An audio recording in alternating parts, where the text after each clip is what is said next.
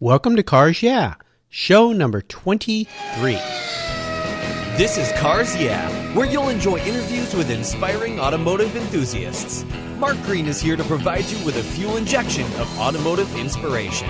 So get in, sit down, buckle up, and get ready for a wild ride here on Cars Yeah.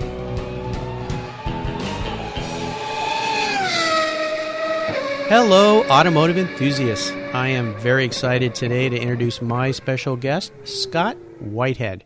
Scott, are you buckled up and ready for a fun ride? Absolutely. Okay, good to have you here.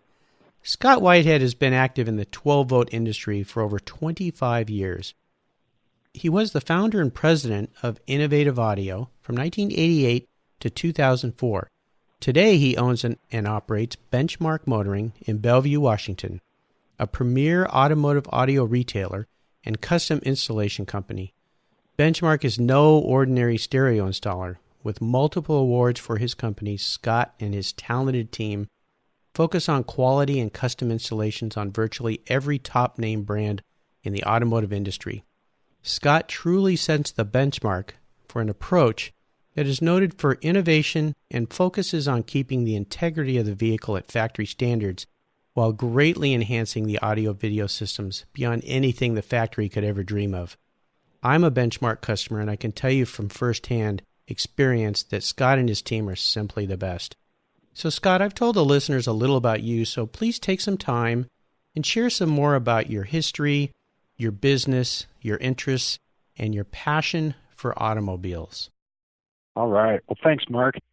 As you said, I've been doing this since high school, basically, and I have always had a passion for music, always had a passion for cars, always had a passion for technology, and have been a tinkerer since I was old enough to rummage around in my dad's toolbox. And so this business is really just sort of a natural extension of all of those interests. I've been lucky enough to be able to find a way to have it put a roof over my head since I was a kid. So this is really all I've ever officially done as a career, and we're still having fun doing it today. Take us back to how you started. I know originally you started a first business, and then that evolved into a second business. So maybe share with the listeners a little bit of how you really got the business going and got it started, because obviously audio installation in vehicles is highly competitive. Did you start doing it for friends and then that grew into a business, or do you just put a shingle out somewhere and say, hey, I'm going to do this? No, Mark, it's actually the sort of definition of a grassroots business. I started in my folks' garage out in Woodinville when I was in high school, and I was originally working for friends and sort of got to the point where I was doing enough of that somebody said, hey, you should charge a couple bucks to do that. And so I started doing it to make a little bit of extra money, I guess by the time I was a senior in high school. I just sort of kept doing that. I would do it in the summers after school, just sort of continued to evolve what I was doing for my friends until it evolved into a slightly larger operation. And at some point, my folks were eating sawdust for breakfast, lunch, and dinner from all the activity that was in the garage, and we decided that maybe we should go try to find a place to do it. But that was only after we had sort of turned the garage into a workshop and made the house nearly unlivable.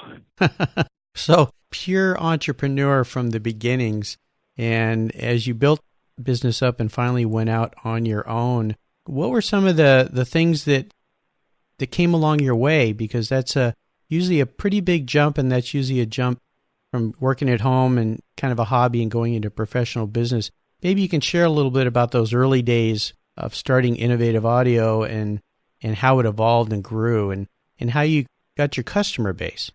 Well, I think early on I was just looking for an inexpensive place to be able to set up a shop. And I was on my way into college at the University of Washington. And so I was looking for a place where I could work on vehicles, and if there were a place where I could study there too, it would be great. And I found something that was right up sort of where we are now in the Overlake area that just happened to be sort of across the street from Microsoft. And this was, what was it, the late, now it would have been early 90s, so probably 1990, 1991, we moved in basically right across the street from Microsoft, and the NASDAQ was starting to boom. And we were, at the time I was working mostly for friends and acquaintances, but it sort of quickly changed.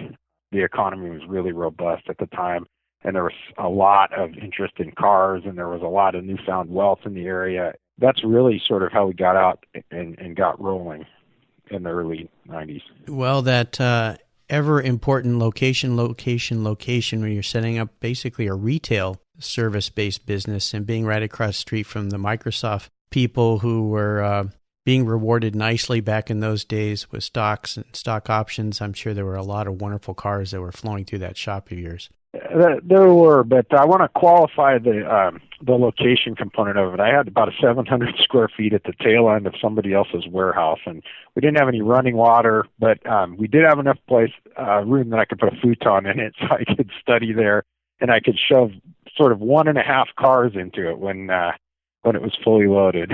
So it wasn't much, but it was in the right place, and it gave me sort of a location to sort of get out and bring the business out of the house and start to feel what it was like to have some expenses and start balancing running it as a more real operation. You know, everybody has to start somewhere, and lots of times people see a successful operation like you have now, and they think it's always been that way. Kind of like when we're young and we first move out on our own and we look back at our parents' home and think, well, that's the way I should be living, with all those nice things and that nice house, and reality sets in. You got to pay your way. So you've certainly come a long way, that's for sure. As we continue on your journey, Scott, I'd like to start with a success quote, a saying that's been really instrumental in forming your success. It's a great way to get the inspirational tires turning here on Cars Yeah. So take the wheel, Scott. I suppose that the thing that I think about the most in terms of what we do every day is that if you don't have time to do it right the first time, then how will you find time to do it over? Wonderful. Fundamentally, we're really interested in level of execution here, and I believe that it's the only thing that really helps us create and sustain our market niche. And so for me, it's just very important that we continue to pay attention to the details and to do things right.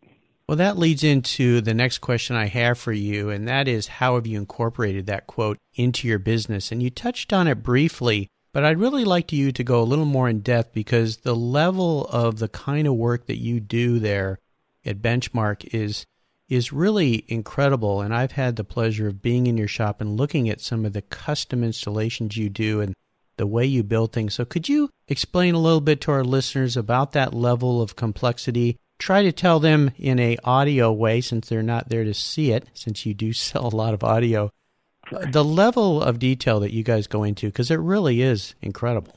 Traditionally, businesses like ours are sort of craftsman-based. Maybe like a company that restores vehicles, you might have somebody who's known as an exceptional craftsman or a great designer. The reputation or the ability to operate in that space is sort of derived from either a superstar individual talent, or maybe, if you're lucky, a team of superstars. What I sort of realized after doing this for probably somewhere between 5 and 10 years is that we weren't going to be able to have that be the only way that we could grow. We needed a way to define specifically what we wanted our technicians, what kind of work we wanted them to be doing, and what the tolerances and standards were going to be. And it didn't really exist. That language didn't really exist in our business. So we had to come up with a way to talk about that internally, because we're working on, for the most part, higher-end vehicles that have very high levels of sophistication in their interiors, and they're built with very complex methods. And so it was not just about being able to take them apart without breaking them. It was about figuring out ways to integrate with what their designers have done and do that in a way where we're not trying to highlight or show off what we can build, but we're trying to blend into what they've spent so much time envisioning for these cars. I remember visiting your shop once, and you talked about using all the original fasteners when you install systems in vehicles and putting them back together. So in many cases, somebody would look inside and go, oh, this is completely stock, until they turn on the radio. Yeah, absolutely. That's really what we're chasing, is something that looks seamless. We're trying to build things that look like what the designers might have done if they were installing this equipment in the cars that they've designed. And so we're trying to do that in ways where we're not compromising the integrity. So we don't like to drill any holes. We don't like to cut wiring harnesses up. And we don't cut sheet metal at all.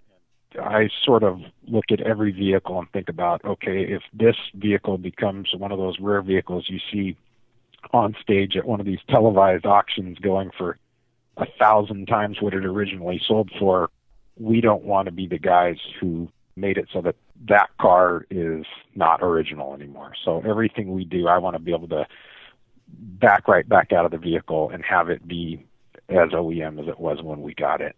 So a lot of engineering goes into what you're doing, technical engineering. I know you have CNC machines. You design pieces to replace perhaps pieces or fit in with other pieces so that everything looks as if the factory had a bigger budget for their audio on the vehicle. They would have done it that way.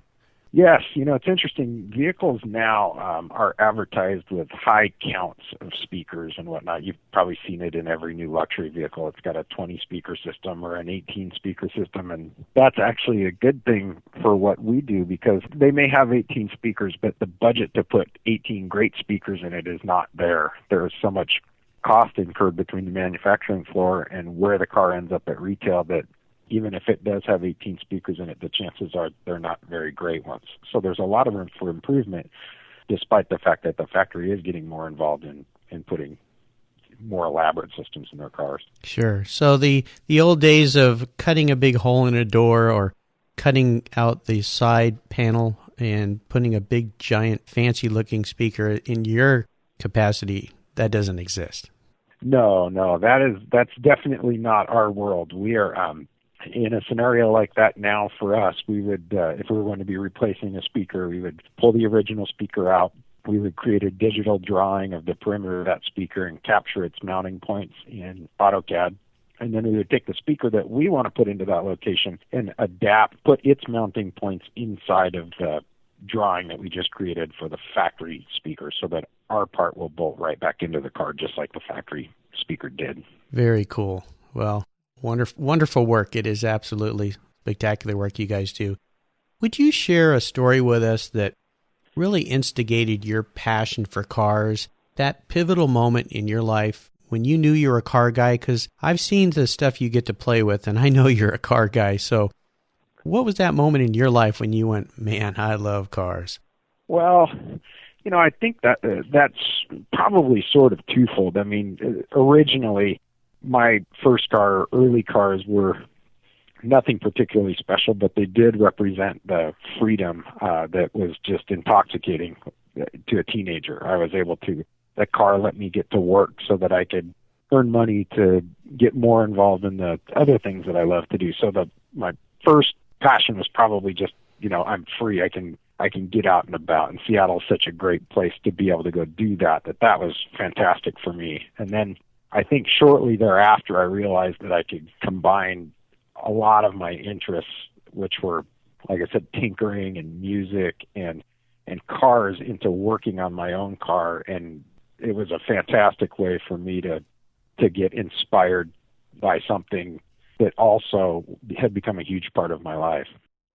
That's what we're all about here at Cars Yeah, is inspiring automotive enthusiasts. And it sounds like the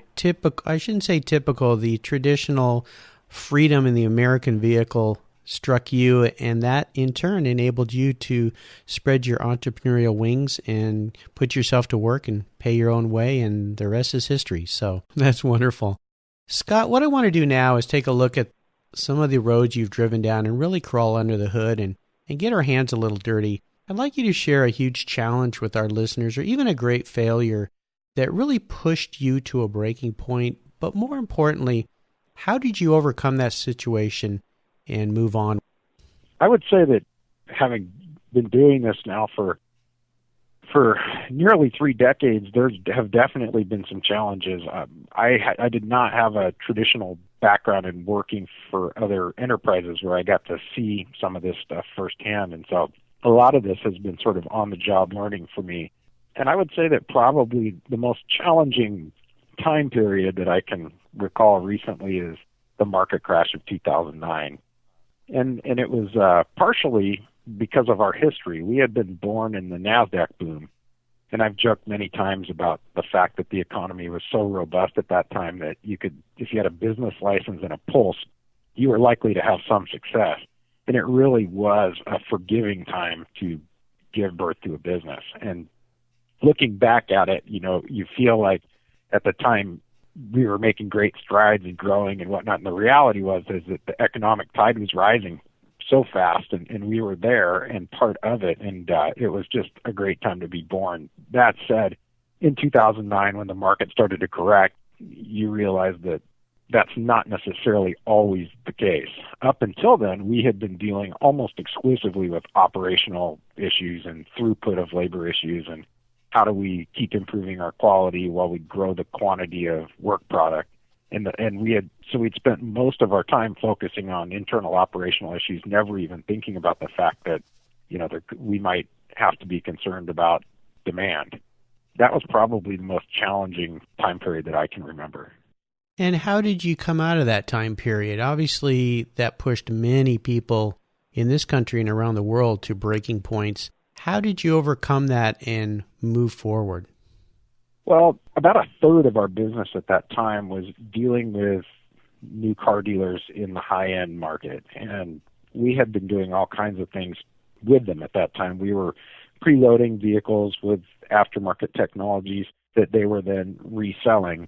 What happened was there was, as you know, a severe impact on the high-end automotive dealership community at the time, and it basically took a lot of those people and made them so that they wanted to be able to trade their inventory freely. So the concept of preloading aftermarket technology into a vehicle and not being able to trade it easily to another dealer was not appealing to the dealers. And so there was a large impact there in the dealership business. And I think for us, we sort of looked back at our history and said, okay, we have literally done everything from a one-man band to a 30-some-odd person operation.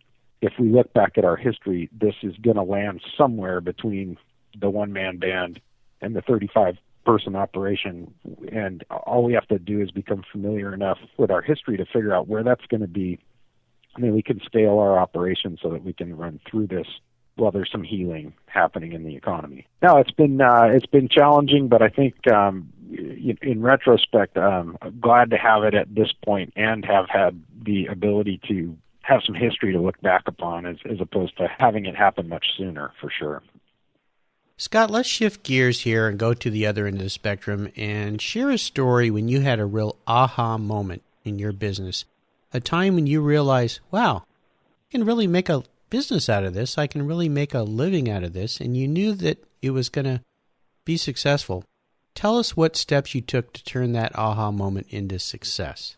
There have probably been a number of things that sort of feel like aha moments, but probably the largest one that I can remember is that shortly after I had left the house and had my first small location, I became involved in working on Sir Mix-a-Lot's cars, who was a popular rapper here in the area at the time and had a large collection of exotic cars. And he, very entrepreneurial himself, and also very technical, had been a guy who built his own ham radios since he was a kid and had a very high level of understanding of electronics, and was also sort of a type A perfectionist, much like I was. And so we sort of hit it off, and I started working on his cars early on. And I guess that's when we went from working on more pedestrian vehicles to really higher end stuff. And I remember thinking, boy, he was at the time very, very popular, but also very gracious. And so spoke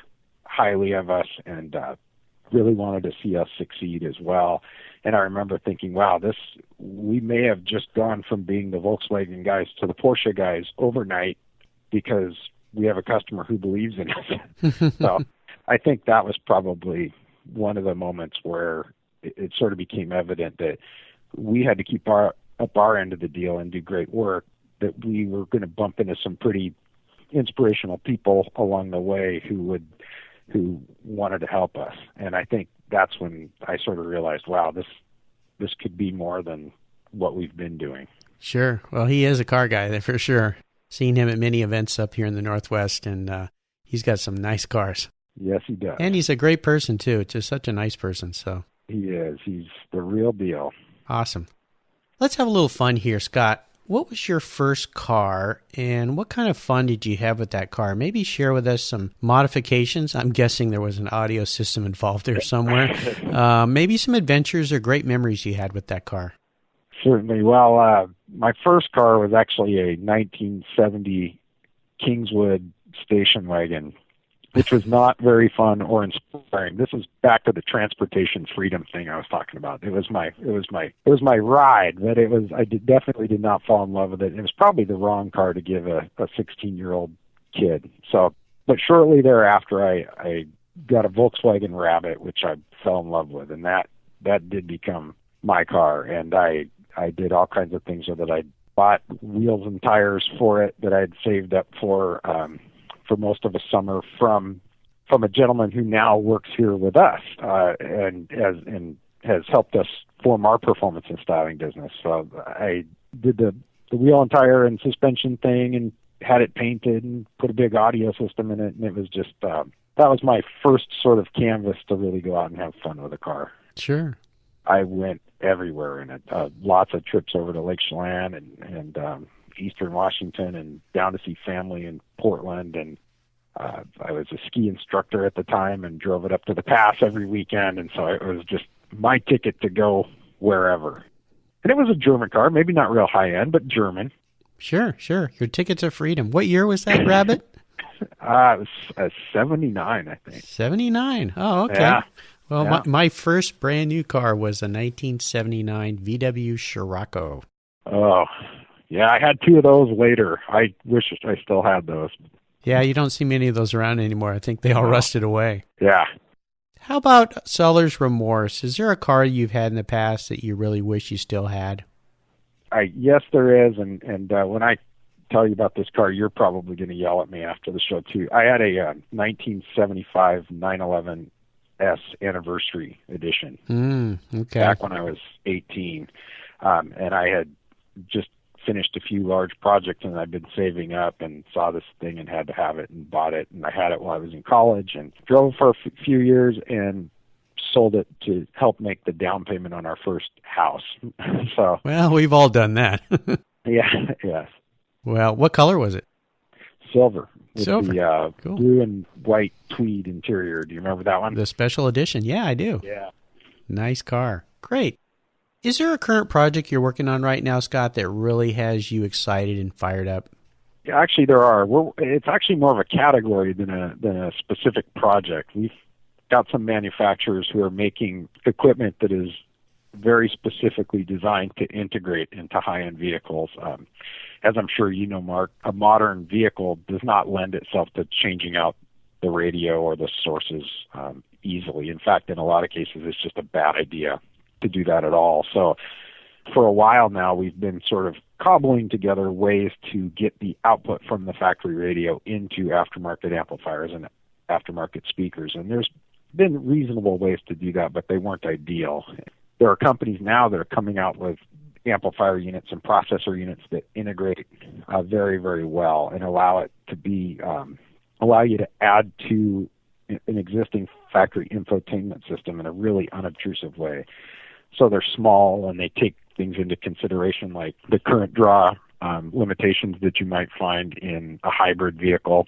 They are calibrated to be able to really interface specific vehicle environments, and you can program their processors via computer and some specialized software. And it's really what it's doing is it's giving us the ability to do really neat audio projects that are unobtrusive and that are more interesting to people who aren't pure audio enthusiasts. So you need a lot less equipment to do something that makes a really large impact. And that's fun for us to be able to get involved in projects with people who might not normally be purebred audio enthusiasts. Sure. Sounds exciting. That's great. It is. Yeah. Okay, this is a new question on Cars Yeah, and you're the first one I'm going to try this on, so we'll see how it goes, all right? If you were a car, what kind of car would you be, and more importantly, why? Well, oh boy, that's an interesting question.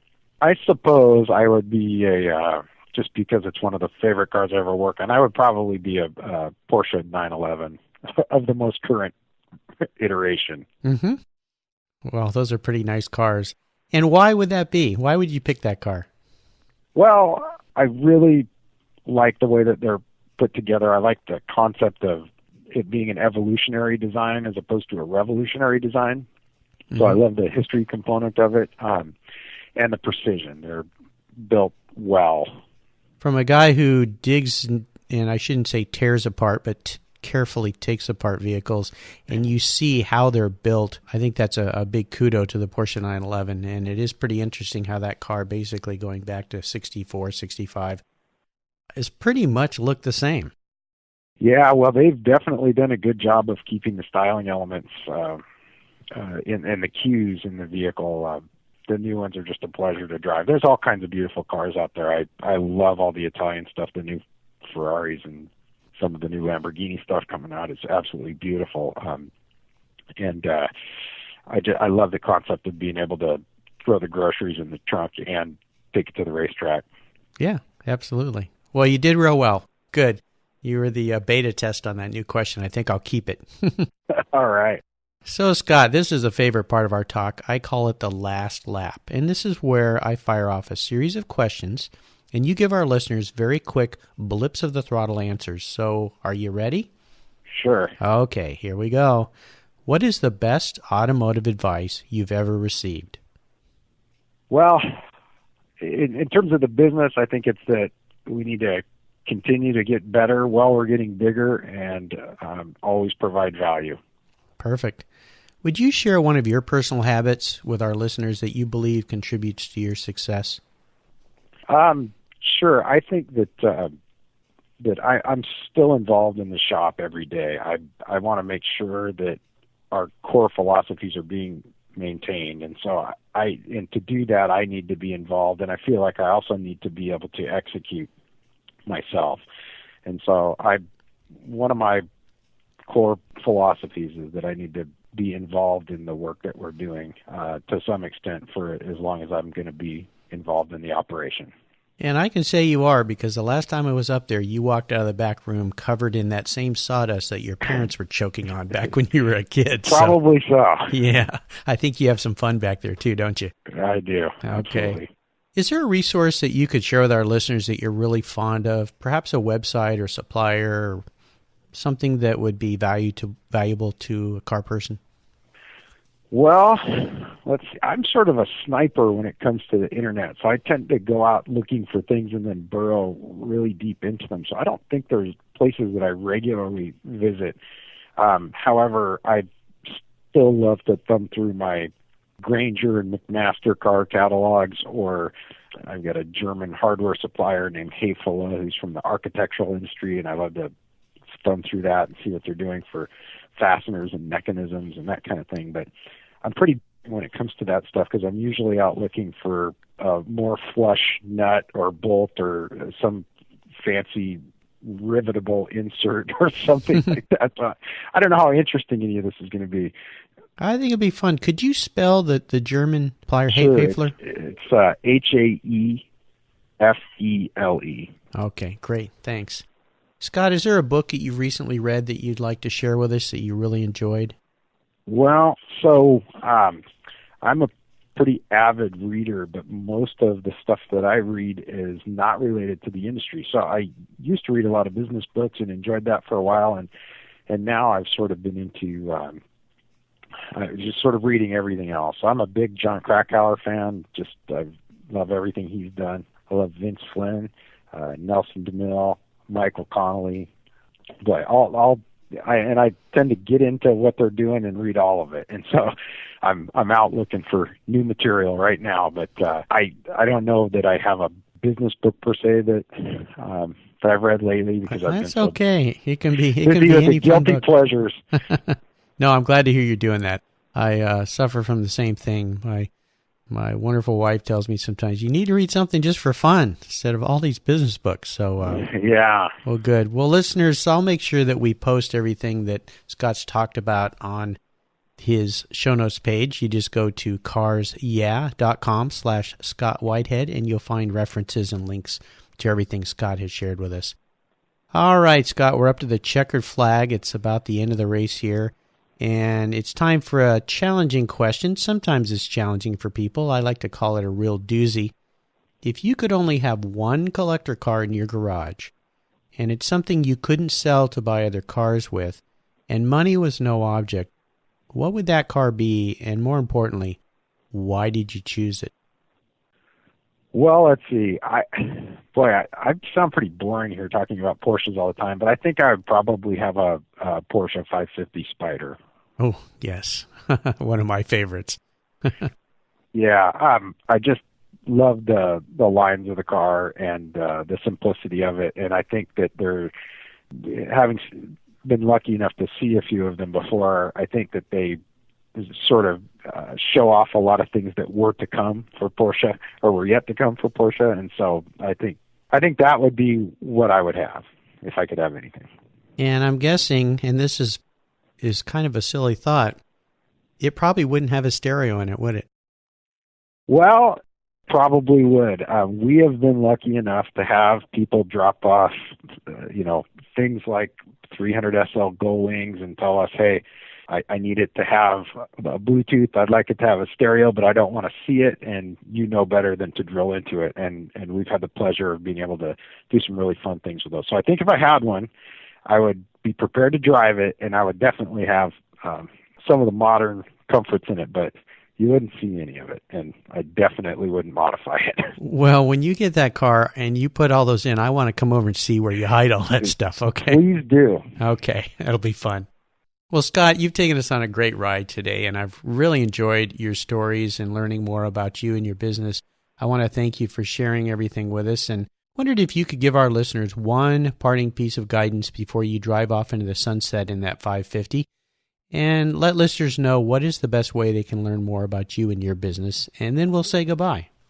All right. Well, I guess I don't know if it's a piece of advice or just something that we're trying to do all the time, but I think the most challenging part of the job for me has been to keep us getting better as we grow. And so every day when I get up and come into work, I'm thinking about how to grow the company, but also how to continue to drive it, to make sure that the passion stays in it, and that while we're getting bigger, we're getting better. So I don't know if that's an inspirational quote per se, but it's definitely what I'm thinking about when I show up for work. Constantly striving to do better. That's a good one. To do better and while we're getting bigger, which sometimes doesn't go hand in hand, but we try to recognize that, and we're doing what we can to keep them moving in the same direction at the same time. Sure. As far as how to get a hold of us, we've got a website that is mostly current, and we tend to spend most of our time now working on social media, so we're on Facebook and Twitter. And your website is? Website is www.benchmarkmotoring.com. Well, listeners, you can find everything we've talked about here at carsyeah.com/Scott. Just go into the search bar, type Scott's name in there, and his show notes page will pop up, and you can get links to everything that we've discussed. Scott, I want to thank you for being so generous with your time and your expertise and sharing your experiences with me and the listeners. Until we talk again, we'll see you down the road. Thank you, Mark. You're welcome. Thank you so much for joining us on today's ride here at Cars Yeah. Drive on over to carsyeah.com to find show notes and inspiring automotive fun. Download your free copy of Filler Up, a fun book filled with gorgeous photographs of fuel filler fun, including quotes from more inspiring automotive enthusiasts. Download your copy today, and we'll see you next time on Cars Yeah.